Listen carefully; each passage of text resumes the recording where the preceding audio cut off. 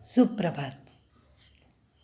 आज हम व्याकरण विभाग में देख रहे हैं, क्योंकि पाठ, काव्य और कई पाठों का स्पष्टीकरण होने के बाद व्याकरण की तरफ चल रहे हैं।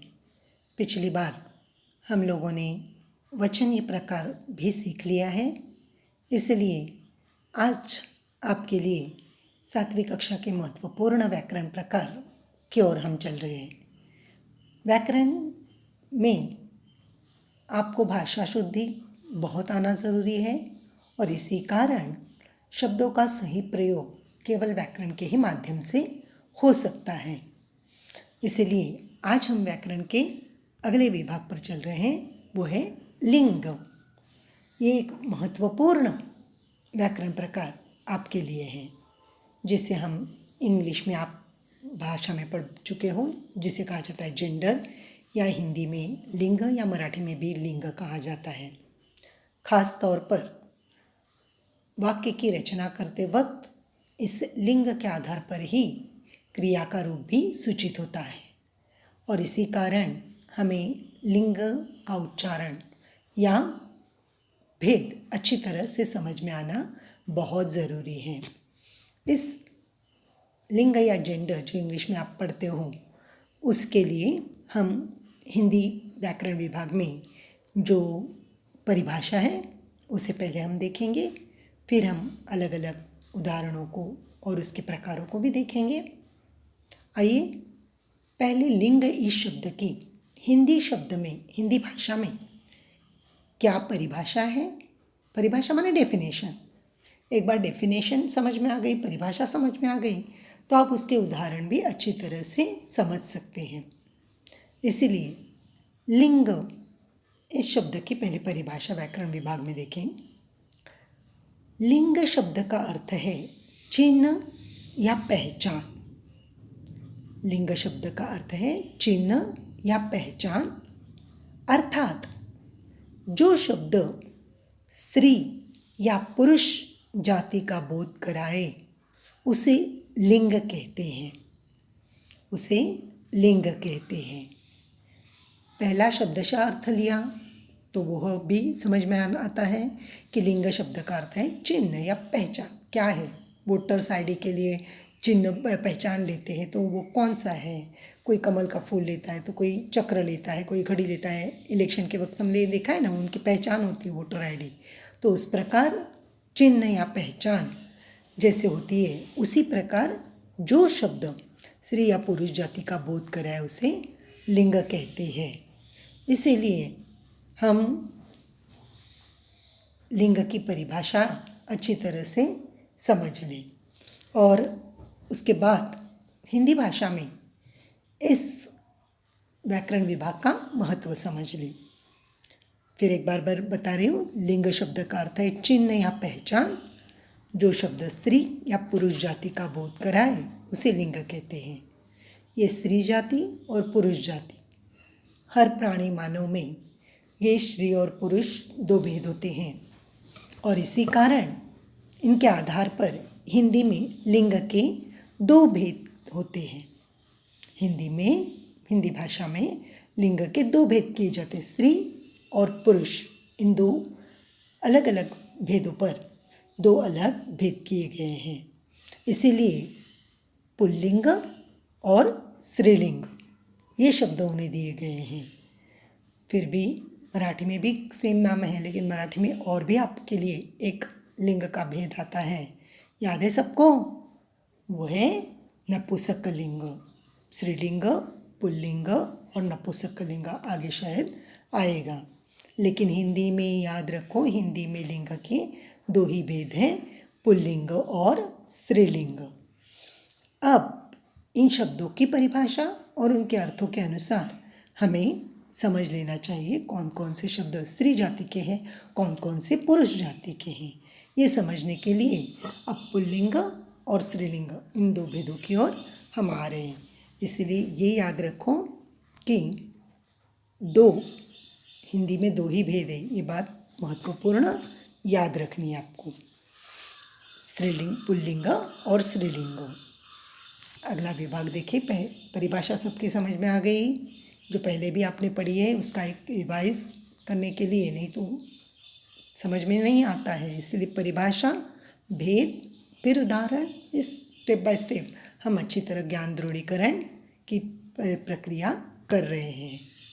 अब आइए इन दो भेदों के बारे में अच्छी तरह समझ लें। पहली बात है कि पहला प्रकार हिंदी में लिंग के आधार पर पुल्लिंग। पुल्लिंग शब्द से अब उसकी परिभाषा और उदाहरण समझ लेते हैं। स्त्रीलिंग शब्द, उसकी परिभाषा, उसके उदाहरण समझ लेते हैं तो हमें अच्छी तरह से ये ज्ञान समझ में आएगा। पुल्लिंग, जो शब्द पुरुष जाति का बोध होता है, कराता है या होता है, उसे पुल्लिंग कहते हैं। जो शब्द पुरुष जाति का बोध करता है, होता है, उसे पुल्लिंग कहते हैं। उदाहरण है लड़का, घोड़ा, कुत्ता, शेर। ये उदाहरणों के साथ हम पुल्लिंग शब्द की परिभाषा देखेंगे। मैंने पहले भी कहा था, लिंग के आधार पर आपकी वाक्य में क्रिया माने वर्ब जो होता है वो उस पर निर्भर रहता है। इसीलिए यहाँ पुल्लिंग और स्त्रीलिंग शब्दों का प्रयोग करते वक्त क्रिया का रूप भी होता है। कैसे वो आगे देखेंगे, लेकिन इतना समझ लीजिए, लड़का दौड़ता है तो ये पुरुष वर्ग का हो गया, इसलिए पुल्लिंग। घोड़ा चलता है तो ये पुल्लिंग रूप हो गया। कुत्ता भौंकता है तो ये क्या हुआ, पुल्लिंग रूप हो गया। शेर आ गया, आया। इस प्रकार पुरुष जाति का बोध कराने वाले शब्दों को पुल्लिंग कहा जाता है। लड़का, घोड़ा, कुत्ता और शेर ये मानव के अलावा प्राणी हैं, उनके उदाहरण हमने लिए हैं। इसी प्रकार हम लिंग का दूसरा भेद देखने जाएंगे, वो है स्त्रीलिंग। पहले भी आपने पढ़ा है लेकिन ज्ञान दृढ़ीकरण ज़रूरी है। स्त्रीलिंग, जो शब्द स्त्री जाति का बोध कराता है उसे स्त्रीलिंग कहते हैं। परिभाषाएं अच्छी से समझ लो तो यहाँ स्त्रीलिंग और पुल्लिंग तो आपको समझ में आता है। अब स्त्रीलिंग ये हिंदी का दूसरा भेद है लिंग प्रकार में, व्याकरण में, तो उसकी परिभाषा हम समझ लें। जो शब्द स्त्री जाति का बोध कराता है उसे स्त्रीलिंग कहते हैं। स्त्री जाति से स्त्रीलिंग और पुरुष जाति से पुल्लिंग। इस प्रकार हिंदी के ये दो भेद आज हम देख रहे हैं। स्त्रीलिंग, इसके उदाहरण देखेंगे। लड़की, लड़की गाती है, ती है, लड़का गाता है, लड़की गाती है। इस प्रकार क्रिया का रूप भी बदलते हैं। समझ में आया कैसे मैंने कहा था? घोड़ा तो घोड़ी, ये स्त्रीलिंग रूप है।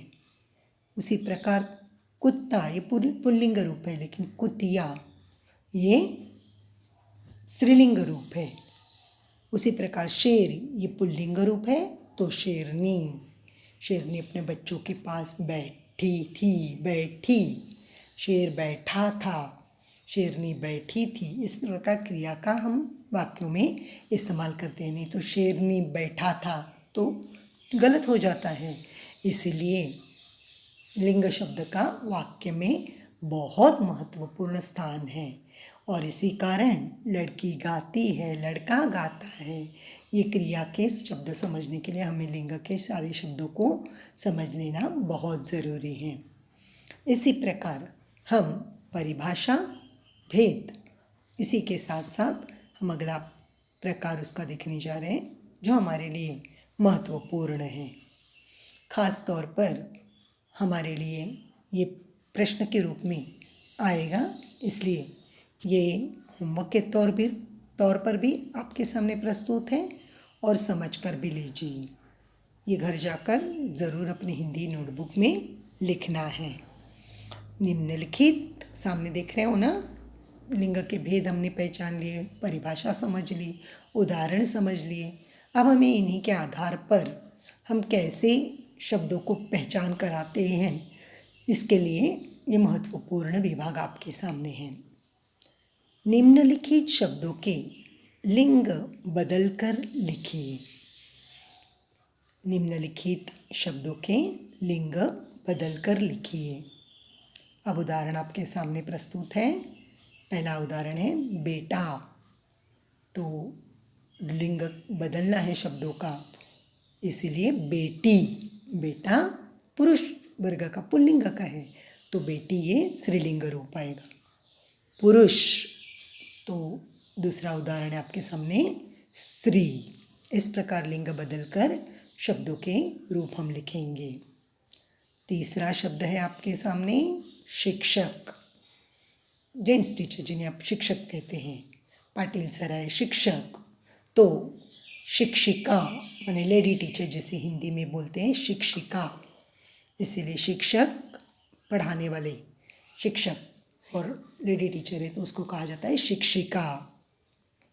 अगला शब्द आपके लिए महत्वपूर्ण पिता, तो उसका रूप बदल जाएगा लिंग बदलते वक्त माता। पिता माने हिंदी में पिताजी जिसे कहते हैं, या माताजी। पिताजी माने फादर, माताजी माने मदर, इसके लिए पिता माता। अगला शब्द आपके लिए सामने रखा हुआ है लेखक। तो लेखक पाठ पढ़ाते वक्त हम देखते लेखक लिखते हैं, तो कोई लेडी लिखती है पाठ तो उसे कहा जाता है लेखिका। किसी लेखिका द्वारा पाठ लिखा जाता है तो उसे कहा जाता है लेखिका। अगला शब्द आपके लिए है उदाहरण के लिए मुर्गा, तो उसका लिंग बदल कर रूप हो जाएगा मुर्गी। उसी प्रकार अगला शब्द भी है आपके लिए चूहा, तो पुरुष वर्ग का माने पुल्लिंग वर्ग का है तो उसे स्त्रीलिंग वर्ग करते वक्त अलग अलग बनते हैं, एक ही तरह के नहीं बनते हैं। तो चूहा का चूहिया, ये स्त्रीलिंग रूप बन जाएगा।